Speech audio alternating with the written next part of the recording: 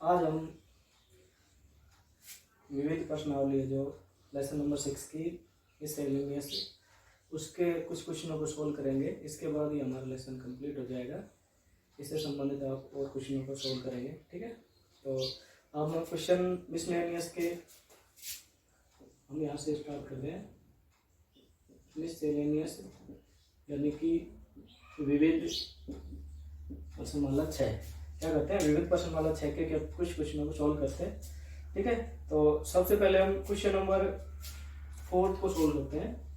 Question number 4, फिर question number 5, 6, 9, 11, 13, 23, 26 और 28 इन क्वेश्चनों को हम इस क्लास में सोल्व करेंगे, ठीक है। तो सबसे पहले हम क्वेश्चन नंबर 4 को स्टार्ट करते हैं। तो आप हेडिंग डाल लिए क्वेश्चन नंबर 4, कॉपी पेन अपना निकाल लीजिए, नोटबुक्स अपनी ओपन कर लीजिए, पेन हाथ में ले लीजिए, ठीक है। तो इससे स्टार्ट करते हैं। गिवन दैट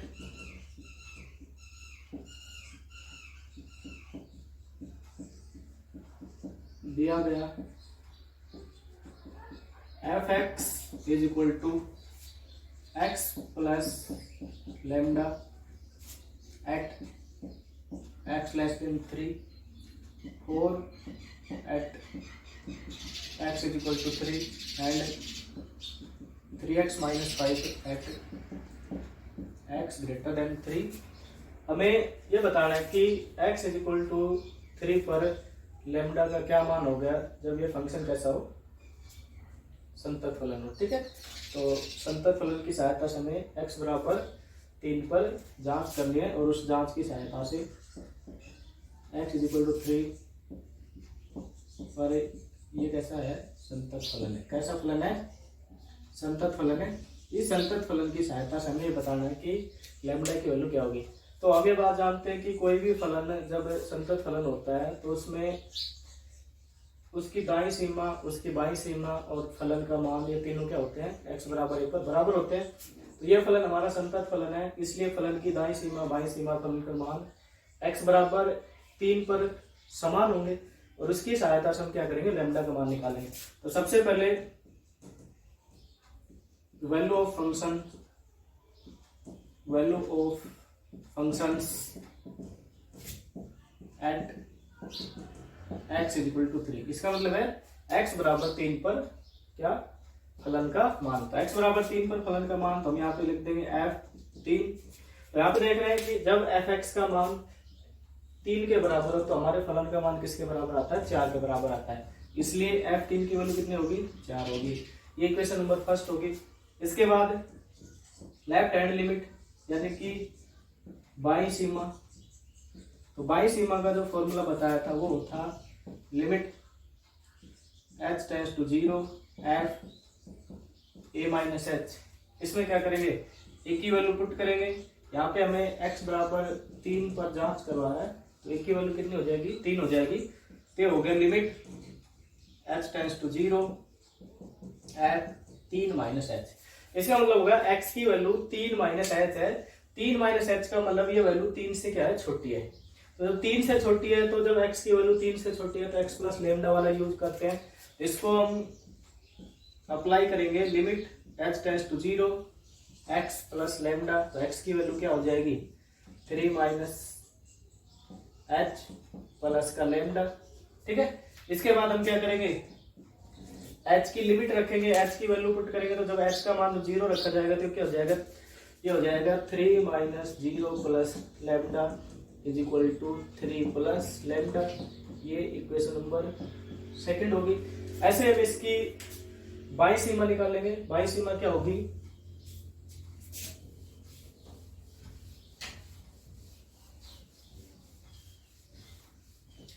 इसकी बाईं सीमा राइट हैंड लिमिट हो गया दाईं सीमा limit h tends to 0 f a plus h।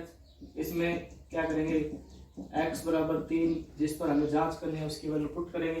ये हो जाएगा limit h tends to 0 f 3 plus h। जब ये 3 प्लस एच है, ये क्या है 3 से बड़ा है, तो 3 प्लस एच 3 से बड़ा होता है तो जो फंक्शन का जो मान है वो क्या लिया जाता है 3x माइनस 5 लिया जाता है। तो ये 3 से बड़ा है इसलिए 3x माइनस 5 को अप्लाई करेंगे, ये हो जाएगा limit x tends to 0, x की वैल्यू 3 प्लस एच रखेंगे तो हो जाएगा 3 गुणा में 3 प्लस एच माइनस का 5, ठीक है। इसको सोल्व करेंगे तो ये 3 गुणा 3 हो गए, limit h tends to 0, 9 plus 3h minus 5, इसकी लिमिट पुट करके और उसको सोल्व करेंगे तो 9 माइनस 5 ये हो गया 4 और ये क्या हो गया 3 इंटू में 0, तो किसके बराबर हो गया 4 के बराबर होगा। ये हमारी क्वेश्चन नंबर 3 आ गई। तो यहाँ पे ये दे रखा है कि ये जो फंक्शन है ये x बराबर 3 पर संतत फलन है, यानी कि कंटिन्यूस फंक्शन है, इसलिए इसकी फंक्शन का मान, इसकी लेफ्ट लिमिट और इसकी राइट लिमिट दोनों क्या होंगे बराबर होंगे।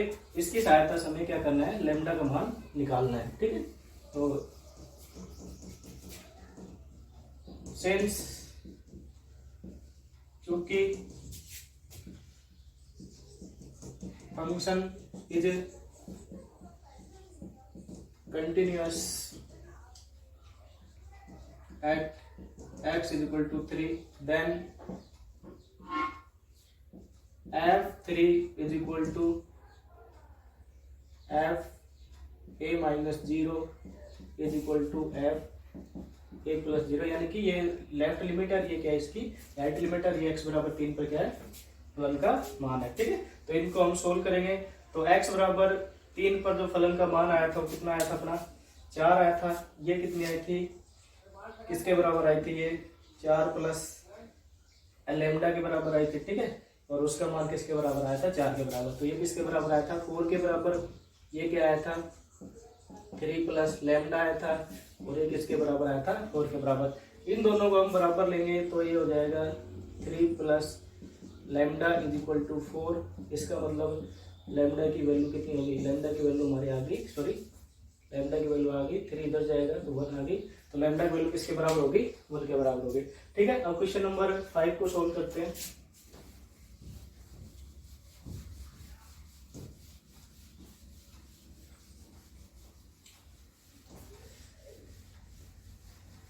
क्वेश्चन नंबर 5 आपका f(x) is equal to, question number 5 है f(x) is equal to cot x,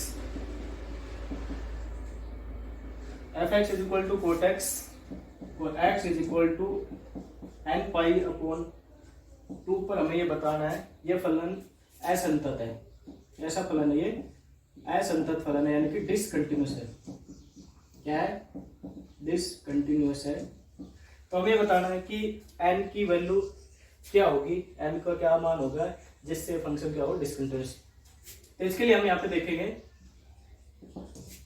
n का जो मान है वो क्या होगा, n का मान कोई वास्तविक संख्या भी हो सकता है, रियल नंबर भी हो सकता है, n का मान इंटीजर नंबर हो सकता है यानी कि z भी हो सकता है, n का मान रेशनल नंबर हो सकता है, पूर्णांक संख्या भी हो सकता है, परिमेय संख्या भी हो सकता है, कुछ भी हो सकता है। इसलिए हम यहाँ पे n की वैल्यू क्या करेंगे देखेंगे, यहाँ पे n/2 की वैल्यू जो है वो किसके बराबर है उसको पाई से गुणा कर रखा है, ठीक है।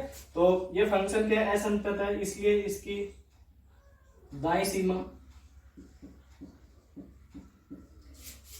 बराबर नहीं है किसके बाईं सीमा की, दाईं सीमा किसके बराबर नहीं है बाईं सीमा की। तो इसकी दाईं सीमा का जो फॉर्मूला निकालेंगे तो वो हो जाएगा limit h tends to 0 f a plus h x बराबर n पाई, तो n पाई बटा 2 plus h is not equal to limit h tends to 0 f n pi बटा 2 माइनस h, ये दोनों क्या नहीं है बराबर नहीं है। तो n की वैल्यू क्या होगी, तो यहाँ पे देख रहे हैं कि n बटे 2 गुणा में पाई प्लस h, n बटे 2 गुणा में पाई माइनस h, और यहाँ पे फंक्शन क्या दे रखा है हमारा cot x दे रखा है। तो जब फंक्शन cot x दे रखा है तो हमें ये बात ध्यान रखनी पड़ेगी कि जो cot x का जो फंक्शन है वो cot x का फंक्शन कौन सी कंडीशन में उस cot x का फंक्शन का ग्राफ टूटा हुआ है और कौन सी कंडीशन में उस cot x फंक्शन का ग्राफ है नहीं टूटा हुआ है। जिस कंडीशन में cot x फंक्शन का ग्राफ टूटा हुआ है तो वो डिसकंटिन्यूटी बताएगा, जिससे इंटरवल में कोट एक्स का ग्राफ टूटा हुआ नहीं है वो क्या बताएगा, कंटिन्यूस बताएगा। तो हमें यहाँ पे ये बताना है कि x बराबर n पाई बटा 2 में n की क्या वैल्यू होगी कि फलन कैसा होगा, डिसकंटिन्यूस फंक्शन होगा। तो डिसकंटिन्यूस फंक्शन होगा तो सबसे पहले हम यहाँ क्या करते हैं, कोट एक्स का ग्राफ बना लेते हैं। ये 0 हो गया, यहाँ से स्टार्ट कर देते हैं। ये x एक्सिस है, इस पे मान लेता हूँ मैं थीटा, और ये y एक्सिस है, इस पे मैं मान लेता हूँ फंक्शन की वैल्यू, या ये मान लेता हूँ ये f(x) की वैल्यू आती है, ठीक है। ये नेगेटिव साइड हो गया। अब कोट एक्स के बारे में हमें जानकारी प्राप्त करें तो कोट एक्स में हमें पता है कि कोट एक्स tan x का क्या होता है, इनवर्स होता है। तो हमें यहाँ पे पता है कि भाई tan x की वैल्यू x बराबर 0 पर tan x की वैल्यू किसके बराबर होती है, 0 के बराबर होती है। तो जब tan x की वैल्यू x बराबर 0 पर 0 के बराबर होती है तो हम ये कह सकते हैं कि भाई tan x से कोट x का उल्टा होता है, यानी कि कोट x tan x का उल्टा होता है। इसका मतलब ये हो गया कि cot x is equal to 1/tan x, यानी कि x बराबर 0 पर tan की वैल्यू 0 के बराबर है, तो x बराबर 0 पर कोट की वैल्यू क्या होगी, इनफाइनाइट होगी। इसका मतलब x बराबर 0 पर कोट की वैल्यू क्या आ रही है, इनफाइनाइट आ रही है। इनफाइनाइट आ रही है तो हम यहाँ पे ये मान लेते हैं कि माना कि इनफाइनाइट आ रहा है। इसके बाद नेक्स्ट करते हैं 30 डिग्री की बात करते हैं। तो x बराबर 30 डिग्री पर tan की वैल्यू 1/√3 आती है। इसी प्रकार x बराबर 30 पर कोट की वैल्यू √3/1 आ जाएगी, ठीक है। तो √3/1 आएगी तो √3 का मतलब क्या होगा, ये वैल्यू किसके बराबर, लगभग 1 के बराबर है, ठीक है। 1 से थोड़ी सी बड़ी है। ऐसे ही 45 डिग्री पर tan 45 का मान 1 होता है, तो कोट 45 का मान इसका इनवर्स हो जाएगा, 1/1 बराबर क्या 1 ही हो जाएगा, ठीक है। वो भी किसके बराबर होता है, 1 के बराबर होता है। ऐसे ही इसके बाद हम क्या करेंगे, 60 डिग्री का निकालेंगे तो tan 60 डिग्री के मान क्या होता है, √3 वैल्यू होती है। इसी प्रकार कोट की क्या हो जाएगी, 1/√3 हो जाएगी, तो 1/√3 हो जाएगी। इसका मतलब ये ऊपर घूम जाएगा। इसके बाद हम क्या करेंगे, इसकी नेक्स्ट वैल्यू देखेंगे तो tan 90 की वैल्यू किसके बराबर होती है, इनफाइनाइट के बराबर होती है। और tan 90 की जब वैल्यू इनफाइनाइट के बराबर होती है तो कोट 90 की वैल्यू किसके बराबर हो जाएगा, इनफाइनाइट अपॉन में क्या हो जाएगा, 1 हो जाएगा, सॉरी 1/इनफाइनाइट हो गया। और किसी भी संख्या में जब या 1 में इनफाइनाइट के जब डिवाइड करेंगे तो किसके बराबर आएगा, वो किसके बराबर आ जाएगा, 0 के बराबर है। तो ये ऐसा कोट एक्स का ग्राफ बनेगा, यानी कि π/2 तक ये ग्राफ होगा। इसके बाद कोट एक्स का एक अन्य ग्राफ और बनेगा जो इस प्रकार बनेगा, ऐसे ही आगे तक बढ़ते जाएंगे। इसका मतलब हो रहा है कि भाई π/2 पे स्टार्टिंग में क्या होता है, कोट एक्स की वैल्यू टूटती है, उसके बाद फिर दोबारा टूटेगी, इधर भी ऐसे ही नेगेटिव साइड में भी टूटती है। तो यहाँ पे देख रहे हैं कि x की वैल्यू n π/2 है। ये फलन कैसा है, डिसकंटिन्यूस है। डिसकंटिन्यूस है, इसका मतलब क्या होगा, यहाँ पे π/2 आना चाहिए, जहाँ पे क्या हो रहा है, फंक्शन टूट रहा है। तो फंक्शन टूट रहा है तो इसका मतलब क्या हो जाएगा कि जब फंक्शन टूट रहा है तो n/2, या ऐसे कह सकते हैं कि n की वैल्यू क्या होगी, 1 या 2 3 4 ऐसे ही बढ़ती जाएगी। यानी कि n की वैल्यू क्या होगी, उसके बाद n की वैल्यू क्या हो सकती है, नेगेटिव भी हो सकती है, -1 -2 -3 -4। n की वैल्यू 0 भी हो सकती है, क्योंकि 0 पे भी क्या आ रहा है, इनफाइनाइट आ रहा है, 0 पे भी टूटा हुआ करा रहा है। इसलिए हम यहाँ पे कह सकते हैं कि ये जो करा हुआ है कोट एक्स की वैल्यू है, ये इसकी दाईं सीमा और इसकी बाईं सीमा बराबर नहीं है। इसका मतलब ये है कि कोट एक्स के क्रम में, कोट एक्स के वक्र में जो ग्राफ है हमारा, ये 0 डिग्री पर भी टूटा हुआ है, इसके बाद 90 डिग्री पर टूटता है, ऐसे ही फिर नेक्स्ट पे टूटेगा, इसमें भी ऐसे आएगा, इसमें भी ये नेगेटिव साइड में आ जाएगा। यानी कि ये 0 डिग्री पे टूटता है, फिर माइनस के नेगेटिव पे टूटता है, माइनस के 90 डिग्री पे टूटता है। इसका मतलब वैल्यू क्या होती जाएगी, हमारी बढ़ती जाएगी। इसलिए हम यहाँ पे कह सकते हैं कि ये जो वैल्यू है n/2 x की वैल्यू, ये डिसकंटिन्यूटी कब दर्शाएगा, जब दर्शाएगा जब n/2 की वैल्यू किसके बराबर आ जाएगी, एक इंटीजर नंबर के बराबर आ जाएगी, पूर्णांक संख्या के बराबर आ जाएगी। तो ये फलन कैसा फलन होगा, डिसकंटिन्यूअस फलन होगा। इसलिए हम यहाँ पे कह सकते हैं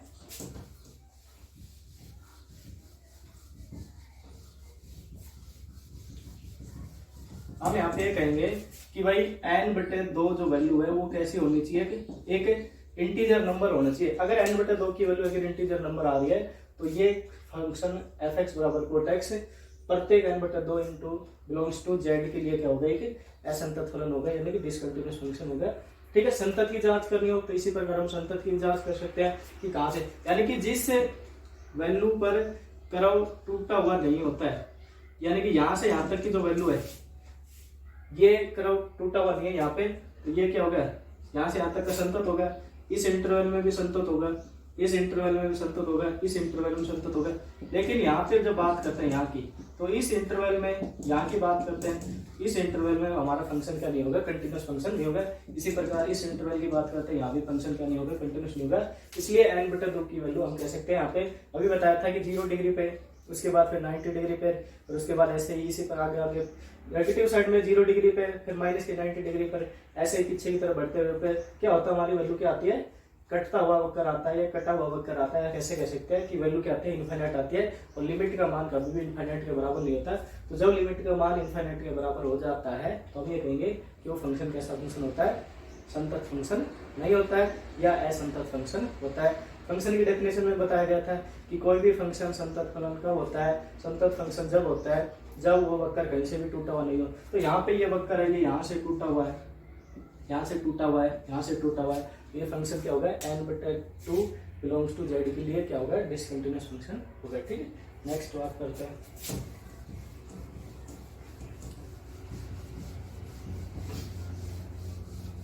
क्वेश्चन नंबर 6 की बात करते हैं। क्वेश्चन नंबर 6 है f(x) = x into modulus x अवकलनीय है। अवकलनीय का मतलब डिफरेंशिएबल है।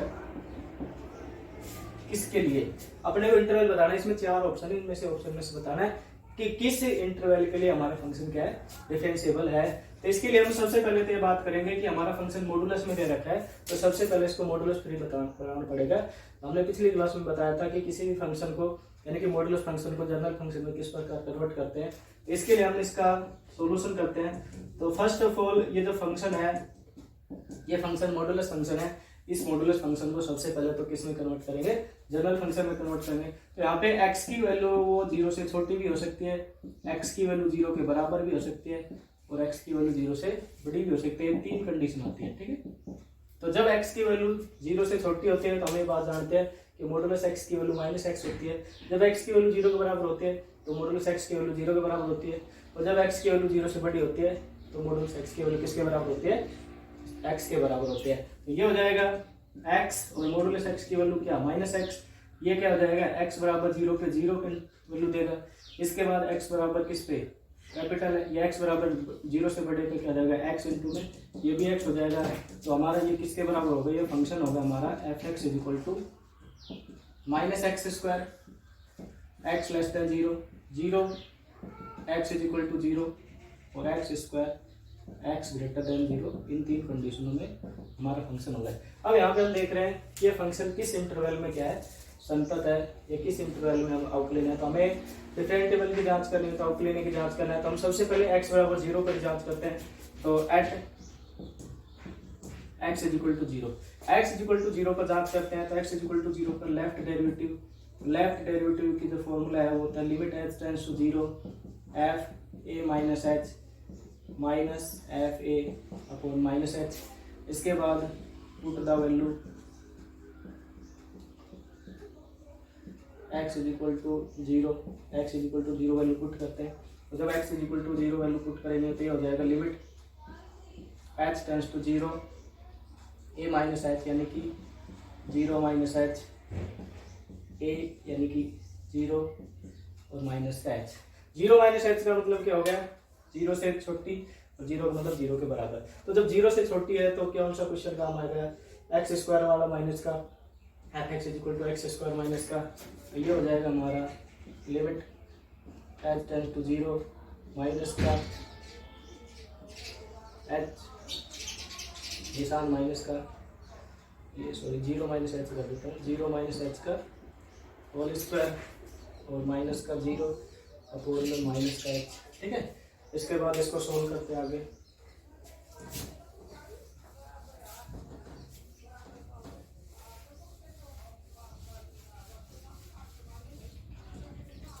इसको आगे सोल्व करने पर ये हो गया limit h tends to 0, 0 minus का h -h के स्क्वायर क्या होगा, +h हो गया।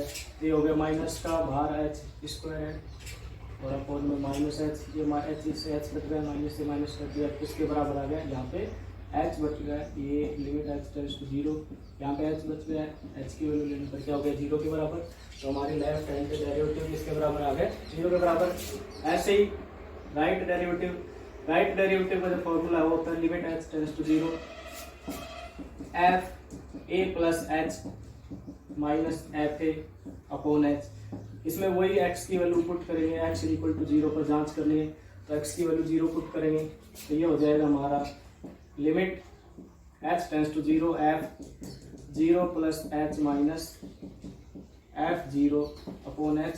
ठीक है, तो ये 0 प्लस एच है, इसका मतलब 0 से बड़ा है, वो 0 है, इसका मतलब 0 के बराबर है। तो दोनों कंडीशन में हम फंक्शन की वैल्यू रख देते हैं। तो जब x की वैल्यू 0 से बड़ी हो तो x स्क्वायर आता है। ठीक है, तो 0 प्लस एच यानी कि 0 से बड़ी है, तो यहाँ पे क्या हो जाएगा एच स्क्वायर हो जाएगा। लिमिट एच टेंड्स टू 0 ये हो गया एच स्क्वायर, ये माइनस का 0 हो गया, ये एच हो गया। ठीक है, इसके बाद इसकी limit h tends to 0 h square होगा, ये एच हो गया, एच से एच कैंसिल हो गया। उसके बाद लिमिट किसके बराबर आ गया 0 के बराबर आ गया। So left derivative is equal to right derivative. तो लेफ्ट डेरिवेटिव किसके बराबर आ गया राइट डेरिवेटिव के बराबर, इसलिए ये फंक्शन क्या होगा डिफरेंशिएबल फंक्शन होगा। ठीक है, तो हम ये कह सकते हैं कि left hand derivative equal to right hand derivative. So the function f x is differentiable at x is equal to 0। अर्थात हम ये कहेंगे कि हमारा फंक्शन एक्स बराबर 0 पर कैसा फंक्शन है, अवकलनीय फलन है। ठीक है, इसके बाद क्वेश्चन नंबर नेक्स्ट की बात करते हैं।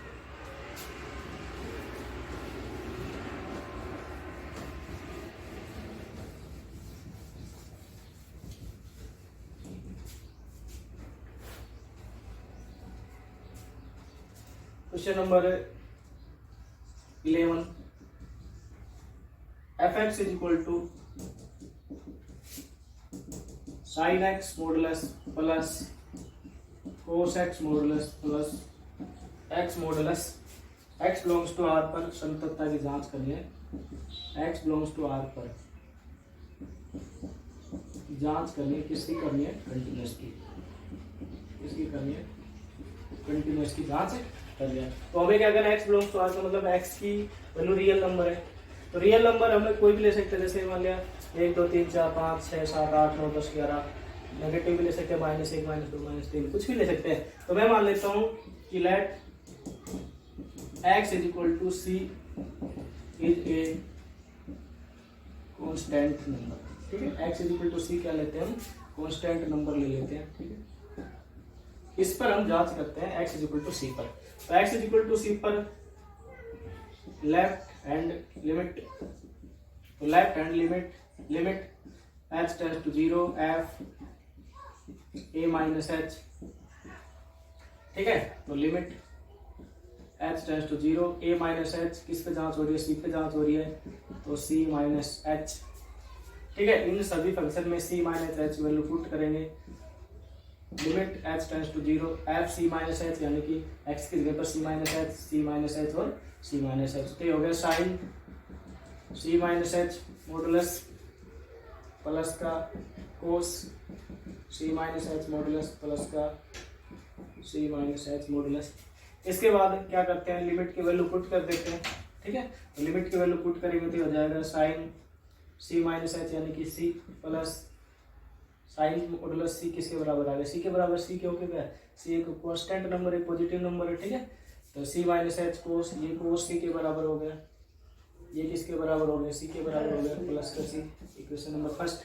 ठीक है, इसके बाद राइट हैंड लिमिट का जो फॉर्मूला है वो limit h tends to 0 f a plus h के बराबर है। इसमें वैल्यू पुट करेंगे, तो वैल्यू पुट करने पर ये हो गया लिमिट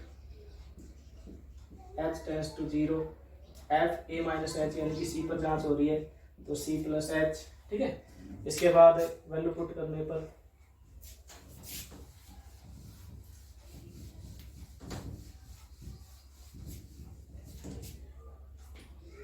वैल्यू पुट करेंगे तो ये हो जाएगा limit h tends to 0 c plus h यानी कि साइन के फंक्शन में sine c plus h modulus plus cos c plus h modulus plus modulus c plus h।